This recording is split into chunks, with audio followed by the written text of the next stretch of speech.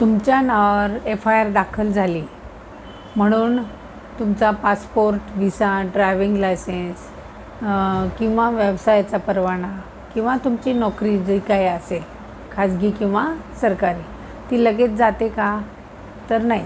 तर तुमच्या कायद्याच्या दृष्टीने जोपर्यंत तुमच्या नावावर जे काही FIR झाली त्याच्यात जो काही आरोप तुमच्यावर झालेला आहे तो कोर्टात पुराव्यानिशी सिद्ध होईल तेव्हाच तो तुमच्यावर गुन्हा सिद्ध होईल.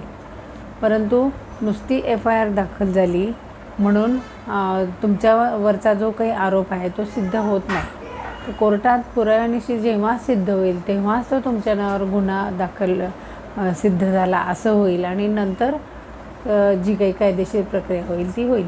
परंतु FIR झाला म्हणून घाबरून जाण्याचं काही कारण नाही की तुमच्या नावावर जे काही पासपोर्ट आहे, व्हिसा आहे, ड्रायव्हिंग लायसेन्स आहे किंवा तुमची नोकरी आहे ती काही लगेच जात नाही. तर तुम्हाला चौकशीसाठी काही कालावधीसाठी निलंबित केलं जाऊ शकतं, परंतु कायमस्वरूपी काही नोकरी जात नाही. जर तुमचा गुन्हा सिद्ध झाला नाही किंवा तुमच्या नावावर आरोप जो आहे तो सिद्ध झाला नाही तोपर्यंत तुम्ही तो निष्पाप असं गृहीत धरलं जातं की तुमच्याकडून कुठलाही गुन्हा झालेला नाही.